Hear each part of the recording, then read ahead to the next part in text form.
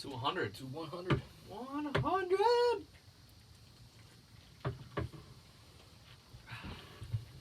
Ready for this? Let's do it. All right. Welcome back, soccer fans. We are the Sons of a Pitch, an American soccer podcast.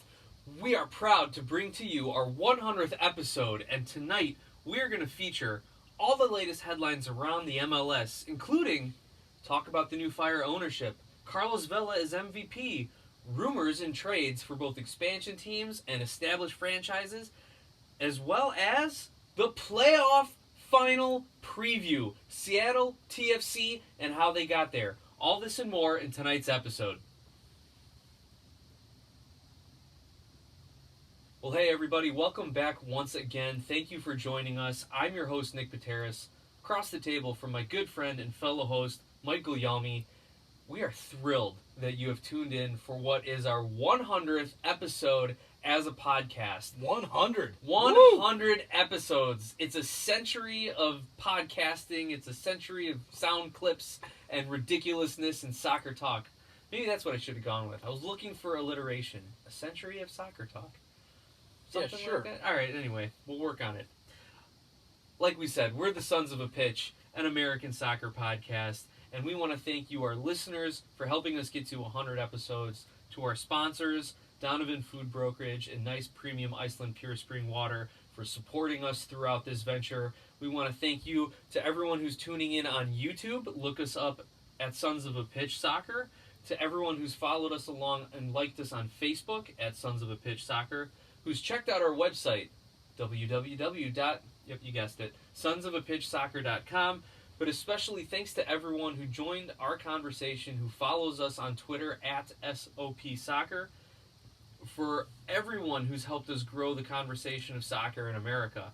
Most recently, we want to give thanks to Rapids Ramble, the Golden Goal Podcast, Draft Bets, a daily fantasy sports website, Charlie Miller, who grew up in the grunge era and is a football fanatic, and I love that about him.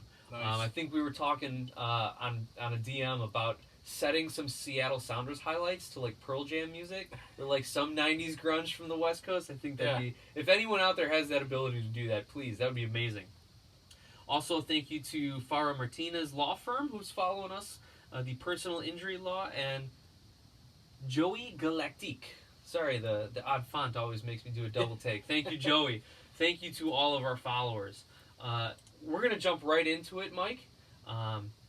I want you to talk a little bit more about our clothing line that you helped launch recently, and we'll get into some headlines. Absolutely. So you can get your Sons of a Pitch Soccer swag, merch, whatever you want to call it, straight from Redbubble, sonsofapitch.redbubble.com. You can find everything there. We got t-shirts, hoodies, it's getting a little bit colder up here up north. The sales are rolling in. We are getting lots of people purchasing some Sons of a Pitch Soccer podcast swag. Get yours now and rep our podcast and continue to help us grow. And even if you don't like the podcast, go find a t-shirt that says Sons of a Pitch on it. And right, you're going to get some laughs. It's, when I wear mine around town, people are like, that's really clever. Oh, that's cool. People just start laughing randomly. Like, yep, I like it. There we go. You can be a part of it. So thank you for supporting us, everyone out there. So like we said, American Soccer Podcast. Let's get right into the American soccer conversation.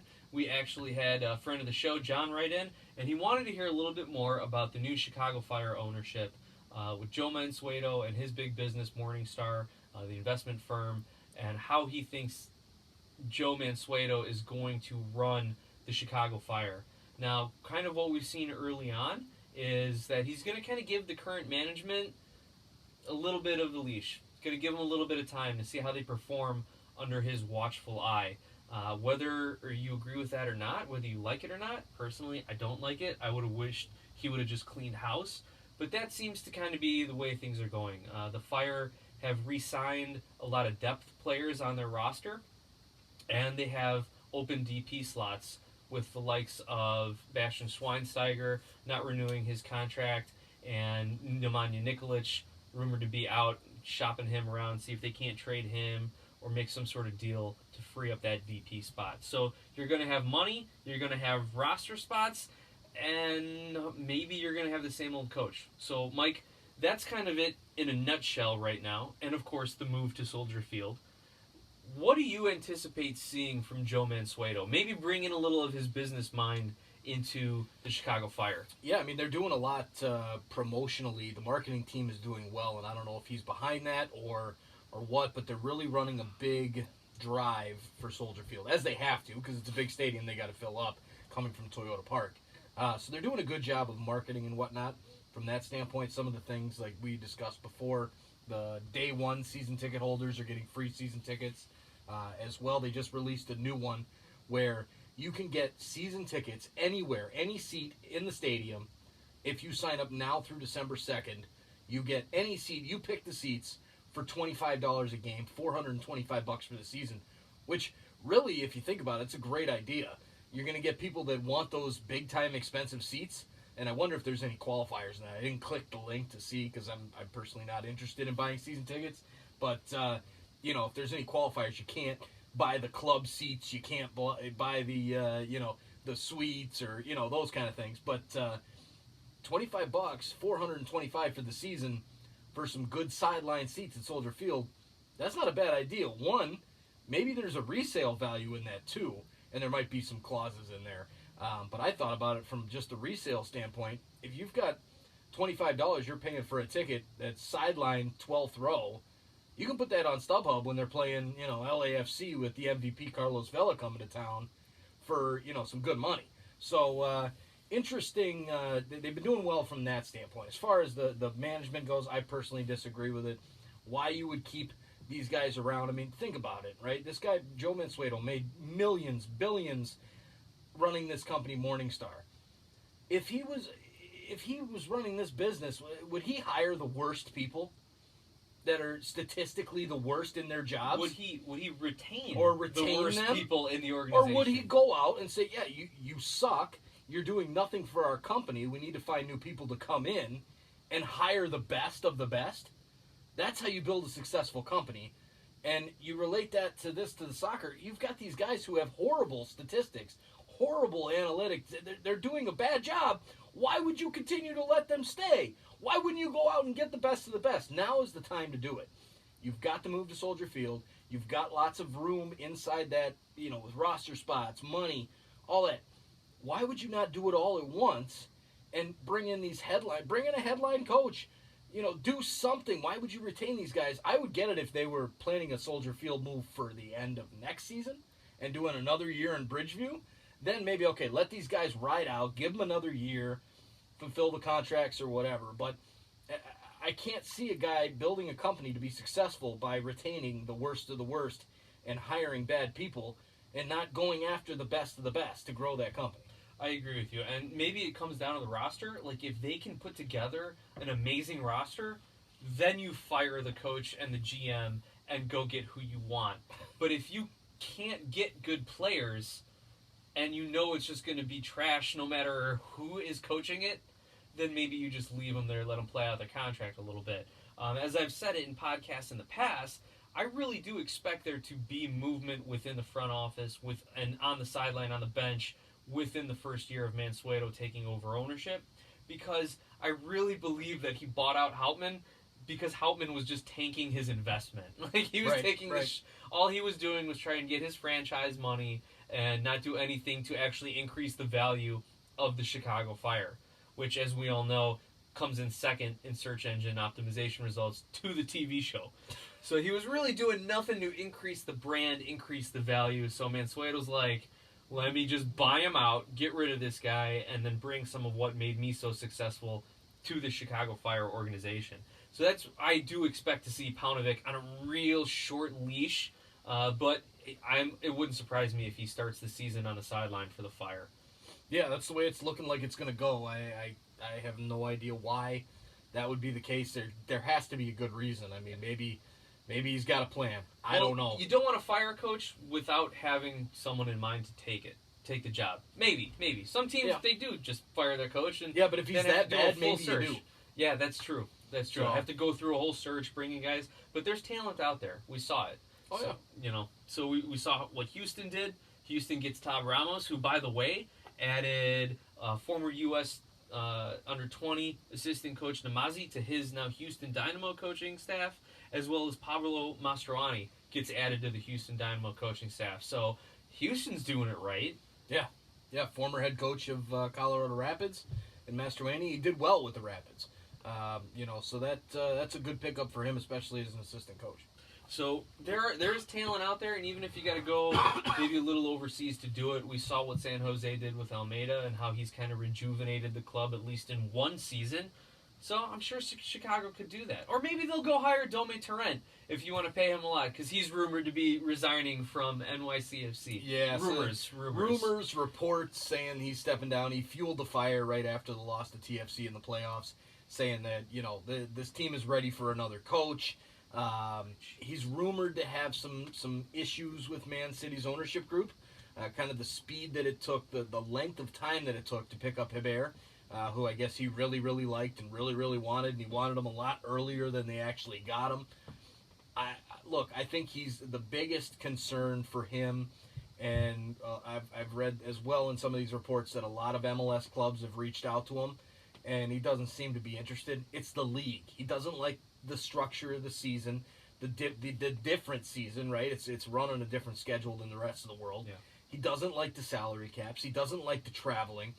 And you kind of sit there and think about it, and you're like, well, wasn't this kind of told to him when he came over what he was getting into? But by the way, he's part of City Football Group. Right. So prove yourself in the MLS, and then you'll go manage or be part of the staff in some of the biggest clubs in the world. Right. And instead, he's going to take this opportunity, do as well as his predecessor, who, by the way, always came up short, right, and then complain about it.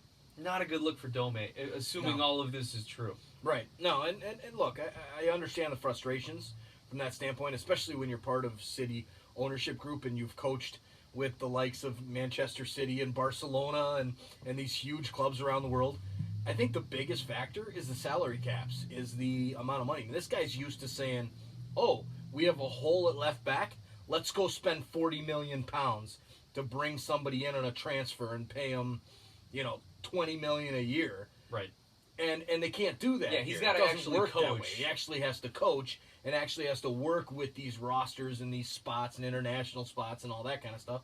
And that's frustrating for somebody who's grown and their entire base of coaching was over there in that type of organization where you're getting tons of money to spend. So I get it. It's frustrating, but look, there's no reason to cop out now. I think the guy was on the hot seat in the beginning of the season when the results weren't really going their way. They had a lot of draws, not wins.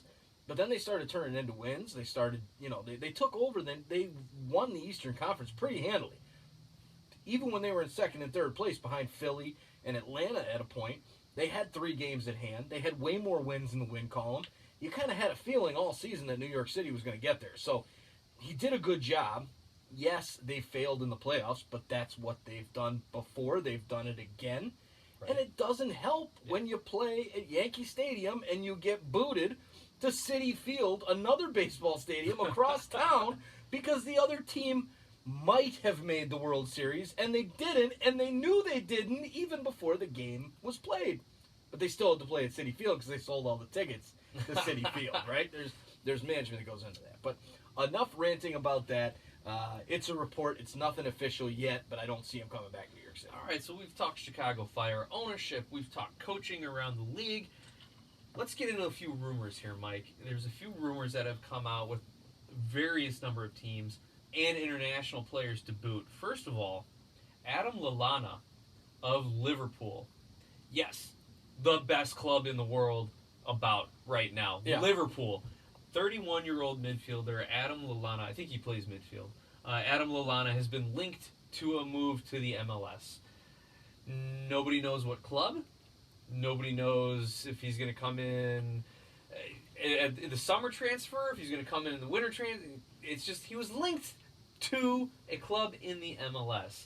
Now, I don't know how much to make of that because it's just that, like, hey, this guy was linked to the MLS. But it's Adam Lallana, and it's a guy at Liverpool. It's not, Virgil van Dijk from Liverpool. It's not, as we heard with Inter Miami, like Messi and Suarez, like just the ridiculousness of these guys leaving any of their current teams. This actually seems like it's one of those, like, it probably could happen. It's legit. Yeah, it just again, just at first blush, it's not some crazy high profile international superstar, but yet it's a good player. He's 31, so he's probably approaching the end of his contract, maybe starting a little bit of that downhill of his career just based on his age and based on the league he plays in. I don't know. It seems like it's just crazy enough where it's legit. But I don't know where he'd end up. I don't know if he would join Inter Miami, if Nashville is dropping this kind of money, or if he's going to go to kind of a stalwart in the league like maybe Portland or Chicago or, I don't know, the Galaxy. If Zlatan parts ways, they can bring Lallana in to fill that hole. So that's kind of just a rumor that I've heard, and we'll have to be on the lookout for a little bit more. Any thoughts on the Liverpool guy? Well, look, I know nothing about him. I haven't watched one Premier League game this season. I have probably watched like 5 Champions League games and Premier League games over the last 5 years. So I really know nothing about the guy.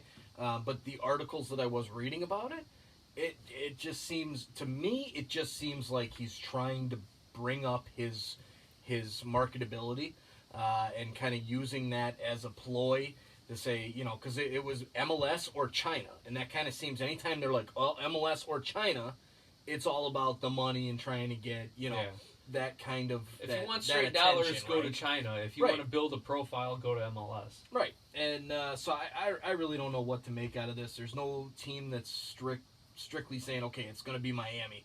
Or, Red Bulls is interested in him. Or some certain club. I don't know what to think of it. I don't know anything about the guy. I don't know if he's good. I don't know if he's, obviously if you're playing for Liverpool, one of the best clubs in the world, probably the best right now based on them winning Champions League last year, you're good. So you would make a difference in an MLS side, but I don't know what to make out of it. Sure, then we need not give it any more of our attention. Let's turn to a few deals we know that have occurred. Nashville, making some moves. The expansion club trying to get ahead of the curve here, trading for Chicago's Dax McCarty. Yeah. Yeah, and if you could hear the letdown in my voice, that's because that was intentional. Dax McCarty seemed to have like an anomaly of a season this year with Chicago, which just showed you the struggles Chicago was having when Dax McCarty is your best player more often than not. Yeah. Dax McCarty he's a league, I don't know what, 10 years? Been around for a long time. 12 years, something like that. I mean, the guy's done everything he can do in the MLS. And he's win a cup. Okay, there's that. I haven't looked at his stats, but I'll take your word for it, Mike. Yep, because they were talking about it on the post-game show of one of the playoff games that I was watching, and he was on as a special guest and whatnot with the post-game show, and he has not won a cup. So okay. I don't know if he'll do it with Nashville, but to me, this seems like this is a locker room move. Yeah, like he can contribute pick on the up field, that veteran presence. but that's exactly it. Help establish the MLS culture in Nashville. Yep. They also pick up Romney from the Galaxy in a trade, and they will be joining Hani Mukhtar, the German international who we talked about a few episodes ago. Yep. Anibal Godoy, who was most recently with San Jose. Yep. And Randall Leal, who I don't know much about, and David Akam, who's starting to become that journeyman that never quite was, around the MLS. He had a great couple seasons with Chicago Fire, got screwed around with his contract, and then he bounced around the league, played like garbage in Philly, and they moved him on. Yep. So they're starting to put together, I don't know if you want to call it like a well-known roster, but these are names. Like if you follow the MLS, these are names, these are respectable players. We'll see who they supplemented with, who they bring up from the USL squad, right? And if they can coach them. The expansion draft, there's plenty of time. Let's see what the quality looks like on that that starting 11 on opening day. Then we can discuss, is this going to be another Cincinnati? Is this going to be a Minnesota? Is this going to be an Atlanta, an LAFC? What's it going to look like?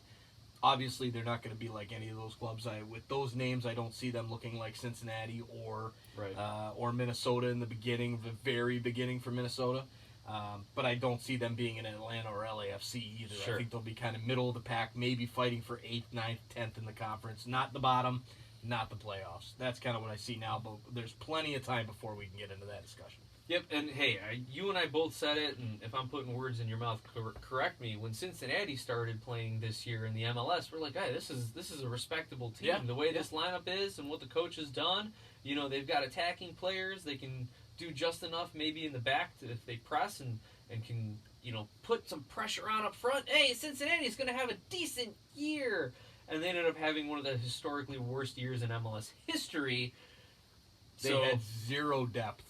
Zero. They had a couple guys that Fernando Adi, who was a head case, and we all knew it, even before he went there, right? Fatai, who was a draft pick. I guess they expected him to take the next step with Cincinnati, and he didn't. Yeah, and they had zero depth. So, I mean, that's something that if you can learn from the past mistakes of these other expansion sides, build some depth. And you know what I'm seeing here? With an Anibal Godoy, with Romney, with McCarty, that's some depth pieces. Those are some good pieces you can bring in off the bench to really bring something into a game. So, it's from what I've seen so far, it looks good. But you're right. When Cincinnati was at this point, we were kind of saying the same thing. So, we're going to do one more MLS headline, and I really quickly want to touch on a couple non-MLS headlines. First of all, Chicago Red Stars Golden Boot winner Sam Kerr has been linked to move to Europe. She'll no longer be with the NWSL. So is that more official now than it was before? I think it's still rumored which club she's going to end up, but it's all but a given that she's leaving the NWSL. She's an Australian international, one of the top female players in the world. Golden Boot winner this past season. Took Chicago to the finals for the first time in club history. Most likely, she's going to end up at Chelsea. Okay. There's a couple clubs in France maybe who have some interest, as well as Arsenal and Man City, but right now all signs point to her ending up in Chelsea. And the other bit of non-MLS news we want to share, because we're talking all things American soccer, the USL Championship playoffs are down to their semifinals. And I'm happy to say that the Indy 11, one of my USL team, who I just started following this year, went down and saw a game earlier on in the season. They are in the conference finals against Louisville, I believe. So we'll see if Indy can get it done. And what's great is the number one seed on either side of the bracket got knocked out. So the winner of Indianapolis-Louisville will host the USL Championship game. So I'm pulling for Indy just because Lucas Oil Stadium would be an amazing venue to host a USL Championship. And then on the flip side, you've got the Real Monarchs, Salt Lake's affiliate, knocking out Phoenix, who, by the way, 20-game win streak, I think, in the USL. Win streak or unbeaten? At the very least, an unbeaten streak. I'll have to go dig up the headline. But they had a 20-game point streak, which is unheard of in any professional sport. And they're playing a 7-seed, El Paso Locomotive, who are in their inaugural season in the USL Championship. So some good soccer being played down at the USL level. Make sure you check out those games coming up soon. Now, back to the MLS. We interrupt this interruption to bring you back to the MLS talk here. Something that is I'm sure, Mikey, you're going to have strong opinions on. Toronto FC and the Champions League, the CONCACAF Champions League. They're not going to be in it next spring when it starts. They finished second in the Voyager Cup, which is the Canadian domestic tournament, and they, at worst, will be runners-up in the MLS playoff. Yes. They were nowhere near the Supporters' Shield this year, and they were nowhere, and obviously they're not playing in the U.S. Open Cup because they're not an American franchise. Right. If Toronto wins the MLS Cup, should they have a spot in the Champions League? It's a debatable point, but that's why I'm asking you, Mike. That's why we're doing this. My answer is no. Straightforward, no. The rules are... listen, the rules are there. They've been in place since the beginning of the season. Everybody knows what it was. Just because it didn't work out in the Canadian Championship, and let's be serious, that Canadian Championship, Greg Vanney put out a B-side against Montreal and brought everybody to LA to play LAFC to really give his starting 11 that big-time, big-game feel and experience on the road. And you know what? It certainly has paid off. a good decision now. Then I was like, what the hell are you doing? Yeah. It makes sense now because they went to New York City and won. They went to Atlanta and won. They're playing an MLS Cup Final in Seattle. Look, the rules are there. When you break it down by the teams, okay, you've got, 24 teams right now in MLS. You've got 3 of those 24 in Canada. 21 of 24 in the United States. So, 5 teams from, it's 4 berths from those 21 spots to 1 berth to the 3. So it's still at a lower percentage. It's under 33%. So it makes sense. Look, if they win MLS Cup, your champion of MLS will not be in the Champions League. Yeah, it's kind of stupid from that standpoint. But they knew what they were getting into in the beginning of the season. Sure. Now, does that bring up question marks for in the future? Do you allow that Canadian side to get a second spot if they do win MLS Cup in the future? Maybe that's something to look at, because now you get the Supporters Shield winner, MLS Cup winner, Eastern Conference winner, and Western Conference winner, right? And that's regular season numbers, not playoffs. Right. So, do you take away the U.S. Open Cup? No. Can't take that out. That's their domestic tournament. MLS Cup winner, you're not going to take that away because that's a champion of the league. You can't take away one of the East or the West and say, well, only the West gets a champion, or whoever wins MLS Cup if it's the Eastern Conference. You can't do that. So the only reasonable thing would be to say it doesn't matter who the MLS Cup winner is, if it's U.S. or Canada, that squad would get in, period. Right. And that would then open up a second spot for Canada. But right now, look, it is what it is. It's the Champions League. It's CONCACAF Champions League. Does Toronto want to be in it? Sure.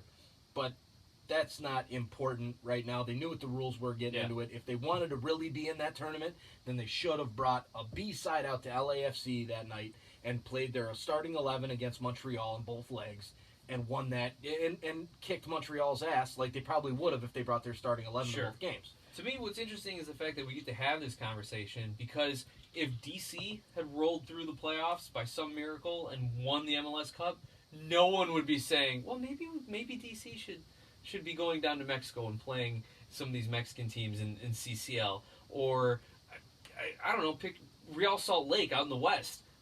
I don't think anyone is going to make the argument that, well, Salt Lake should be in the Champions League because they won the MLS Cup. No, it's because it's Toronto. It's because of Toronto's history, and I think that's what's skewing everything.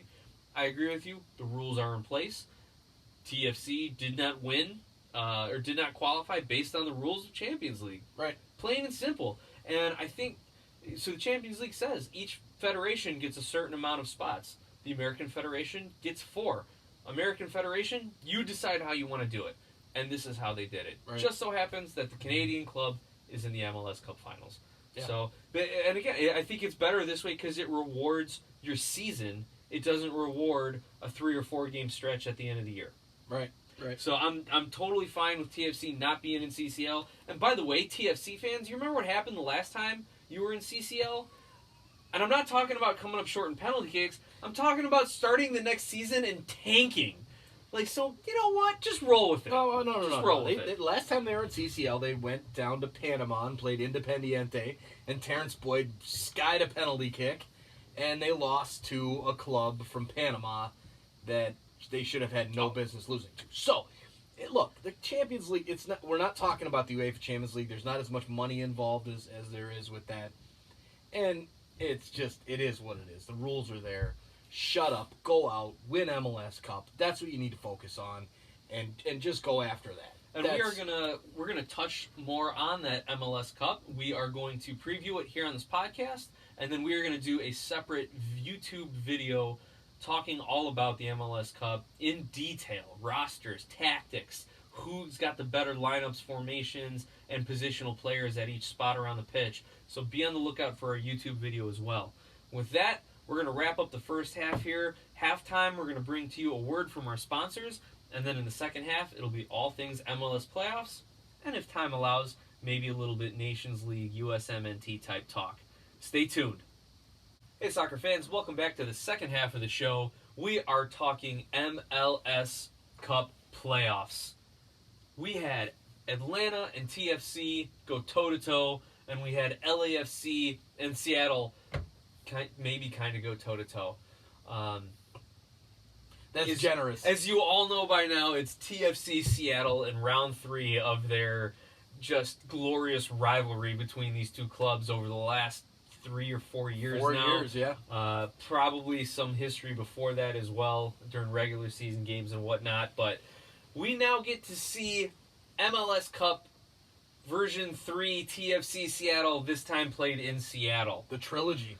Yes. So, Mike, let's talk about how these two teams got here. Like, looking at TFC, your Reds, your hometown team, they put on quite a run to, at the end of the season, get just enough to get that 4 seed, get that home game against DC, then stomp on DC in extra time, 5-1, go to Citi Field in New York, beat NYCFC 2-1, and then travel down to the Benz and beat Atlanta United 2-1. Like, what is these last, 5 games? What have they meant to this club? What have they meant to you as a fan? Oh, it's been huge. I mean, you look at these games and, towards the end of the regular season, you're thinking there's no way they're going to get that home playoff game. Like, they needed to win. They needed results. They needed, other teams to beat other teams to get there, and they did. So that was kind of like, you know what? It's a little bit of a success of a season because we did get that home game. And then the lineups came out for that game against DC United.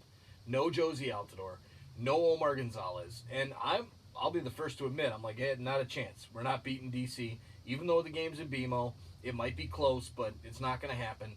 And the 5-1 scoreline is very, very misleading. That game was not 5-1.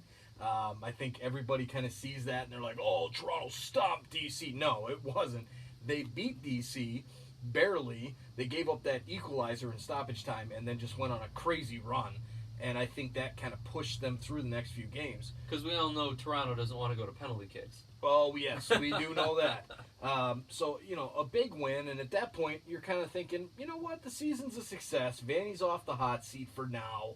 And then they go to New York and put in a great road performance in New York. Really dominated that first half. Didn't get anything to show for it. Score a goal off a mistake. Then New York City kind of turned up the heat, tied it up. And then that Panenka from Alejandro Pozuelo for the brace to give them the victory and knock out the number 1 seed in the East. You're thinking, wow, okay. But now we got to go to Atlanta. And this is where, this really is a crazy game. So overall, it's been a crazy run for TFC fans. But I want to talk about this game against Atlanta. This was a game that Toronto FC had no business winning. None whatsoever. I mean, this was, and not only just from the beginning of the game. So when this started, the first probably 2 minutes of the game, it was back and forth. Toronto had a little bit of a rush down towards the Atlanta end, but then it was they got caught in a high line, and it was an easy tap in from Gressel to give them the 1-0 lead. 5 minutes after that, a penalty, clear penalty. Look, there's a lot of talk that, Bradley didn't really get a lot of contact on Pity Martinez when he was into the box, and he didn't. He really barely brushed his jersey. But the fact that he did the swim move on the guy who was past him, it's a penalty, no doubt about it.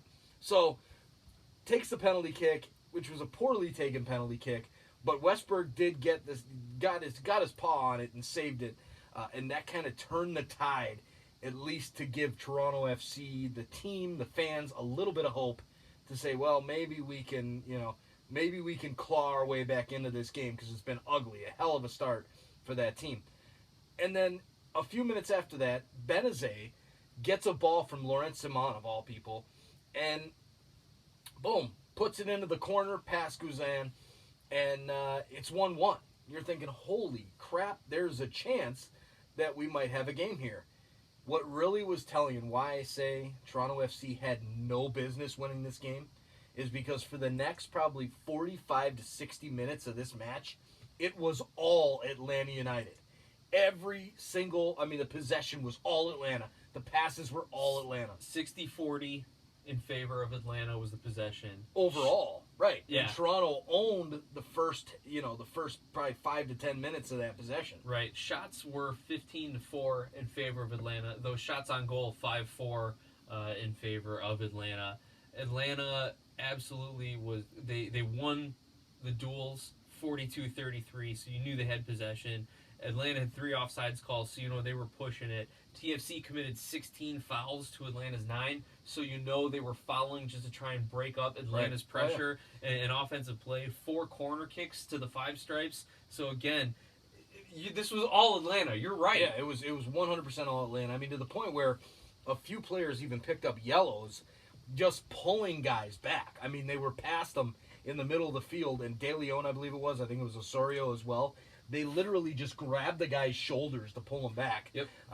It was all Atlanta, but they could not break down that defense. And there was a lot of tactics involved from Greg Vanney, and this is one of the big reasons why I'm like, wow, Vanney really proved himself in this game and the New York game, because he changed up the formations, right? He started out in a certain position with Pozuelo as the false 9, and again, we're back on the same page, Greg Vanney and I.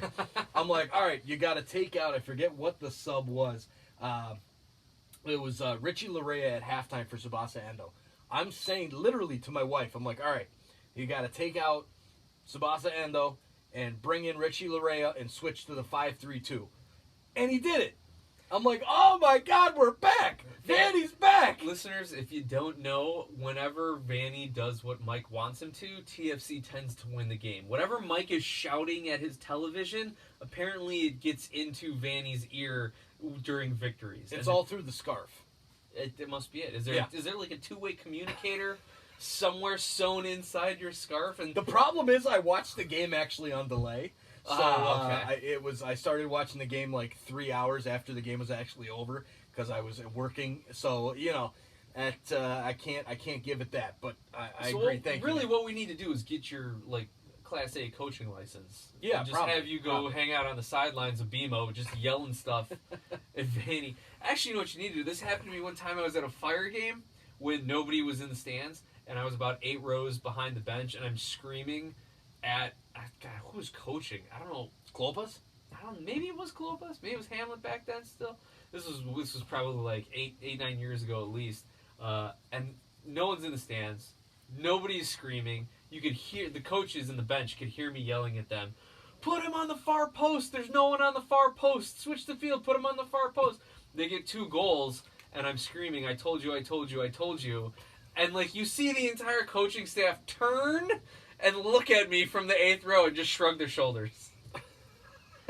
So we need to get you in BMO, you need to get me in Soldier Field, and get our coaching licenses, and we'll be good. Hey, there you go. So listeners, if you're out there and you want to send some money out to donate to send me to MLS Cup Final in Seattle, I'd gladly take your donations. The only problem is I've got to be in Miami by 9 a.m. the next morning. So how we'll work that out, maybe the company can pay for that, but we'll see. Not gonna happen. Well, anyways, back to the game. Right.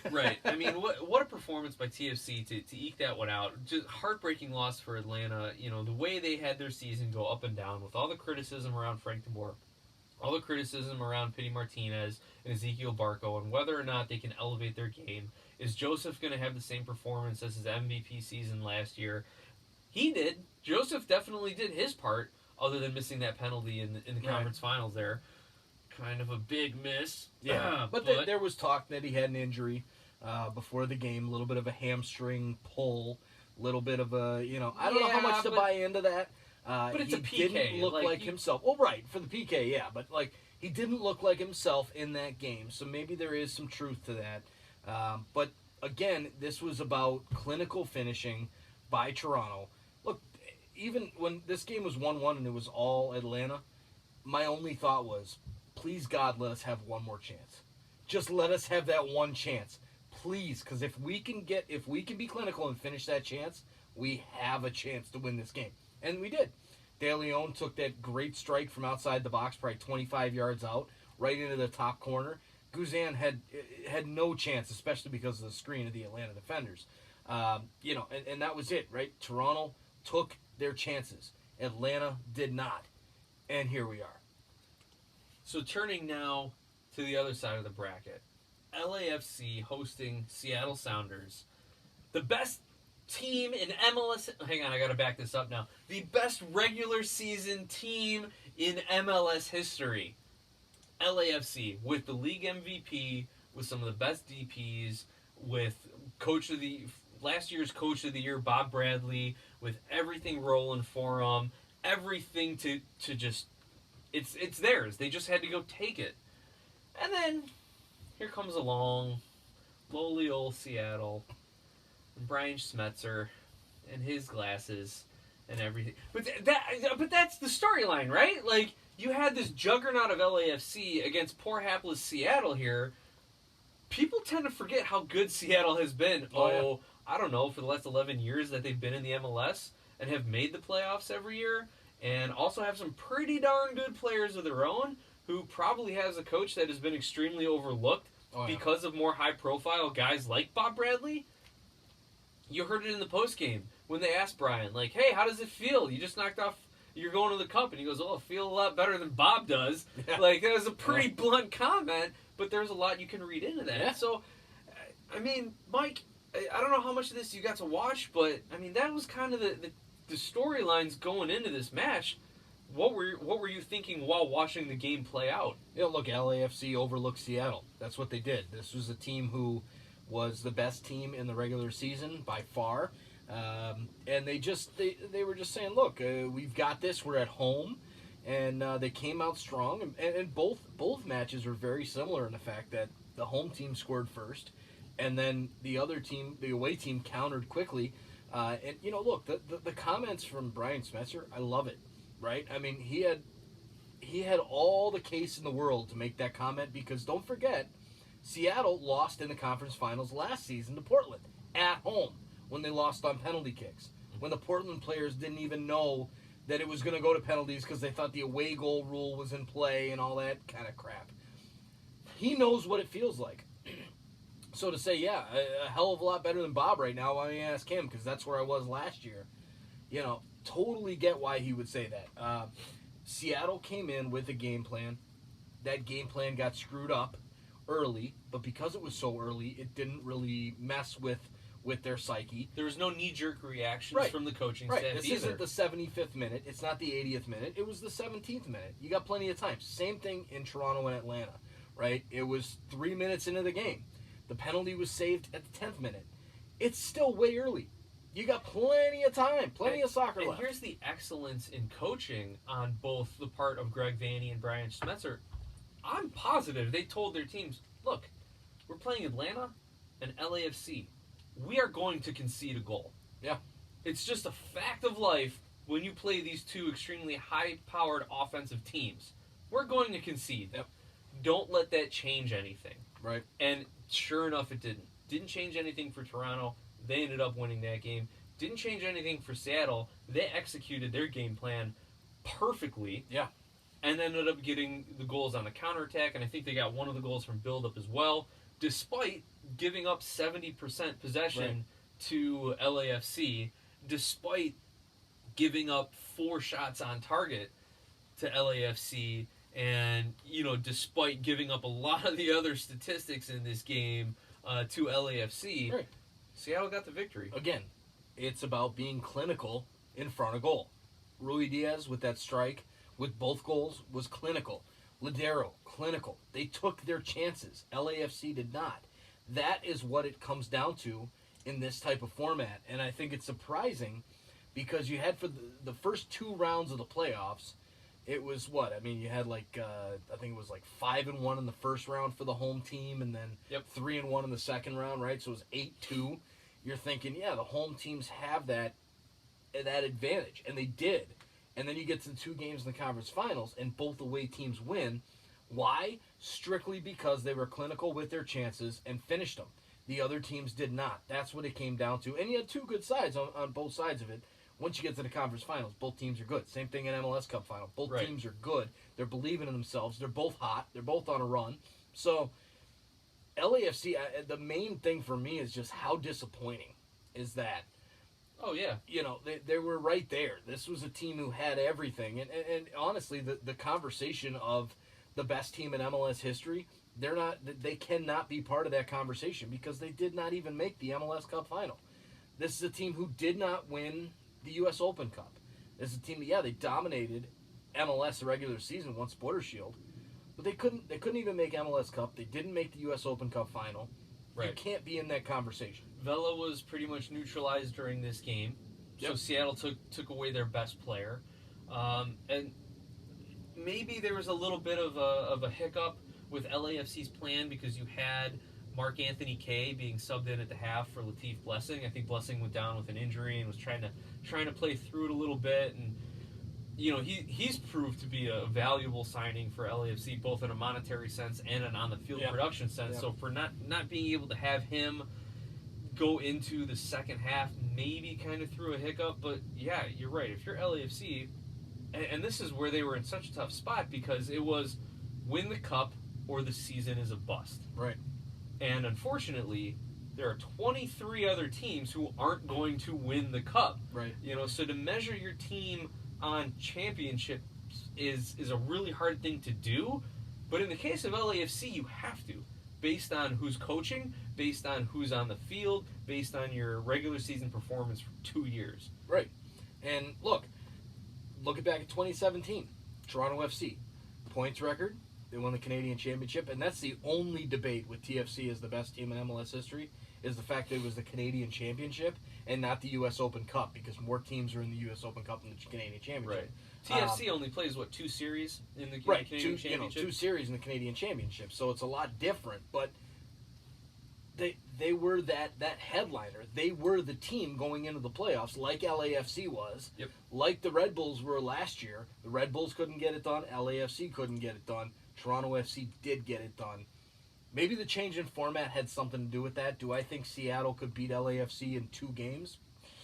Probably not. I think it might change things. They might have gone into Seattle and got beat 3-1, and then they woke up and said, whoa, slow down, because I truly think this was a case of, hey, we got this. Seattle ain't nothing. We can take this. We are the best team. We won the Supporters Shield. We dominated all year long, and then oh shit, we're down 2-1. Well, you can say we're down 3-1. You can say they dominated all year long, and maybe they did dominate results. But as far as dominating performances, their last several games going into the playoffs, defense looked a little shaky. Maybe Vela's confidence was a little shaky, and here was their playoff run. They had just a terrible game against the Galaxy. They outscored them 5-3, but that was just a ridiculous game. I don't think there was much you could take away from that game as far as tape and tactics and what really they were going for. And then you come into this game against Seattle, who has been there, who's got the experience, who's got as good of a coach as LAFC, who's got the talent up top, and there it is. So we've talked about Atlanta and how they came up short. We've talked about LAFC and how they came up short. Mike, we've got the Seattle-Toronto rematch going on here. Let's talk about this game for a few minutes while we've got 5-6 minutes left in the show. What do you expect to see in this game, Seattle-Toronto? I don't know. That's what's so scary about this. That's why I asked you first, because I don't know either. Will it be a chess match? Yeah, it could be. Will it be 2 teams going all out, going for it, right? Seattle's at home. They're going to bust it. They're going to go for it. Toronto's going to try and play some head games and throw a switch in. Look, in 2016, Seattle came into Toronto with a game plan. They said, we are going to park the bus. They cannot beat us. We will just sit back. And they didn't have a shot on goal. Took it to penalties, and won the championship. Yep, there's your trivia, fans. The 2016 Seattle Sounders did not have a shot on goal in the MLS Cup Final, and yet won the cup. Exactly. Then you go to 2017, and everybody's talking the 5-3-2. That's what got Toronto here. That's what gave them the best season ever. Vanny throws a complete curveball 1 hour before the match and says, we're playing a 4-4-2 diamond. Let's see what you got. A diamond. Take me back to AYSO. It completely threw Schmetzer off and the entire Seattle team off, and it was a complete domination by Toronto. What do we see here? Are we going to see Toronto come out in the same formation that they have over these past few games. Is Josie Altidore fit? Vanny says, oh yeah, he's going to play. Altidore says it's going to take a miracle. Who's playing head games here? Yeah. Somebody's lying, okay? So what's going to happen? I have no idea what's going to happen.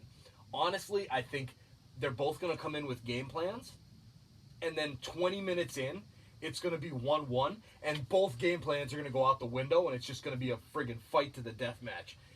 And it's just going to be a crazy game. That's what I'm hoping for. That's what I think is going to happen. I want to see a good soccer match, and this is why I was kind of bummed out that TFC made the finals, because I want to see like the best teams playing their best soccer in the Cup. And Toronto was not one of the best teams this season. No. That's what really kind of bummed me out when I saw them roll past NYCFC. Kind of wanted to see, can NYCFC do it in the finals? Can they do it against Atlanta? Can Atlanta repeat? Like, these are like the stories that I wanted to see play out selfishly, of course. But Toronto came in and ruined all of that with their sloggy style of play that they had, because they had no real offense. And, you know, Michael Bradley's not chasing anyone around after the 60th minute. He's just kind of camping out. Yeah, you want to see Michael Bradley chasing people around, you wait till this Sunday. That's what I'm saying. Maybe it's going to change now. $6.5 million option on the table for Mr. Bradley, who said he will take a TAM contract this season coming up. So he's got some money on the table. $800,000 or $6.5 million. Michael Bradley won't be tired Sunday. Guarantee Okay, it. so, but again, like, my whole point was, you know, I wanted to see, like, the best, most exciting clubs with the styles of play that they have in the Cup Final. I could get that with Seattle. It looks like I'll get that with Seattle. If they have the same kind of game plan against Toronto as they did against LAFC, which I think they will. And that game plan is, hey, but you're at home now. We're going to neutralize their best option and then counterattack. But maybe there's a kink, because who is Toronto's best option at this point? Is it Osorio? Is he going to have a breakout game? Is Delgado finally going to like come out of nowhere and net a couple early goals? I don't know. But that's why I'm kind of bummed that TFC is in the Cup Final, just because I'm not going to see a lot of the excitement and a lot of these major star players that have been doing it for 2-3 years in the league with Atlanta, New York, or heck, even some young stars in Philly that have been rising. So no offense, Toronto fans, but that's just me without a dog in the race. That's the neutral. That's the neutral. Yep. And that's, look, I'm wearing an orange sweatshirt as we're recording the episode, keeping that neutral color-ish kind of going here. I'm not rooting for Cincinnati. Let's make that clear. And for those of you on YouTube, I have my Toronto FC hoodie on and my Blue Jays cap on. Yeah, so look, that's what the neutrals wanted. And who can blame them, right? An LAFC Atlanta final in LA, that would have been a hell of a game. That would have been an awesome matchup. That's probably what the league wanted. That's the big-time matchup. Seattle-Toronto for the third time, trust me, the league did not want that. This is a league that prides themselves on parity. They don't want to see that. Yeah. You've got two tacticians going at it, and it's going to be fun to watch. Like, there's no DPs in this game either. There's no international appeal, is what I mean when I say that. Like, if you had LAFC... Yeah, tell that to the Seattle fans with Nico Ladero. Okay? Tell that to the TFC fans with Alejandro Pozuelo. Well, that's what I'm saying. Okay. These guys are South American fans. You might get the South American base, but you know you want the Pozuelo's European Spanish, TV man. He He's played in Belgium. I'm sorry. It's I Europe. I thought he came out of South Brazil. America. I thought he came out of Brazil. My fault. But that's it. You don't have Vela, who's going to draw the entire Mexican crowd. I can't remember if there are Mexican players. I'm sure there are in these rosters, but you've got Ruiz, who's Peruvian, I believe. Peru. Ladero's Argentinian. Now Uruguayan. Man, my geography is you're just way off, bro. tonight. Mike was making the drink strong in the pregame show here, everybody. That's what that is. Cheers to 100. Cheers to 100. But you've got, looking at TFC, who are your DPs? Michael Bradley, Josie Altidore, and Alejandro Pozuelo. Yeah. And who are your TAM players? Nicolas Benazet from France. You've got Chris Mavinga, French, Ivory Coast mix there. You've got some other TAM players. And I really don't believe from Brazil. I really don't believe there's going to be a bunch of guys in France like staying up Tsubasa Endo from Japan. Japan. This game. I'm just saying, man, they got the whole international flavor. So if you want to make that argument, there's that. But no, it's going to be It's going to be real interesting. We could be in for a clunker of a 1-0 game or a 0-0 into extra time and penalties like we had in 2016. We could be in for a 4-3 game. So what's There your pick is no then, telling. Mike? We're getting to the end of the show. What is your pick? I'm going Seattle. I think they've played that well all year. I think they are ready for this game. They've been proving the doubters wrong for the entire playoffs, and I think they're ready to go out and win this, especially at home. That's where my pick goes, is being at home. I think you put these two teams on a neutral site. I think if you put these two teams in Toronto, it's a different story. But the fact that it's going to be at CenturyLink Field in Seattle in the rain is what they're projecting right now, and that could change. With 70,000 plus in that stadium, they've never hosted an MLS Cup Final with the Sounders in it. This is going to be huge for Seattle. That atmosphere is going to be amazing, and honestly, Seattle has more attacking options than TFC does, and I think that's what's going to win out. I think you'll see, Morris get on the board, Ladero, Rui Diaz. They have too much up front. So unfortunately, I do have to pick Seattle to win this game. As a TFC fan, it hurts me to say that, but that's what I see happening through this match. So that's something we'll have to talk about in a future episode. Like, is Jordan Morris the best American player in MLS right now, based on everything he's done in these playoffs? We'll talk about that in future episodes, and we'll evaluate some American talent. But one other thing we do want to point out, our bracket challenge is going on. We have a clear first place entry, 2-0. The French-Canadian version of Dos a Cero. The entry by Reed is in first place, and will he hold on? He has, right now, TFC beating Seattle in the final. So great picks by Reed on that one. Second place, Julie's Jacket, tied for third. Cat Killer's Bracket, and Uina 9. So we had some excellent entries. I'm way at the bottom of our bracket challenge, Mike. No surprise there. Not picking either one of these finalists will do that to you. And let's see, where did you end up on this one, Mike? Where are you 17th. You're tied for 17. I'm tied for 22. So I cannot make fun of your picks, at least for the off season. Yes, that's a victory in my book, right there. Even if TFC does not win on Sunday, I will finish ahead of Nick, who talks all that smack about my picks and predictions. But good job to Reed, Julie, Rob, and Uina 9. You guys are right there. I think with MDS is so hot. She was in the lead, Stephanie, in the beginning, and I think she's got TFC as well to win. So maybe she makes a move up towards the top there. So couple brackets in play going into this MLS Cup Final. Poor Tim, man. He had a perfect bracket going. And then, he had Atlanta and LAFC, and that did not work out well for him. Well, ladies and gentlemen, with that, we want to thank you all for listening, for bending your ear for about an hour or so, listening to our banter, our talk, our lunacy for soccer here, our passion for the beautiful game.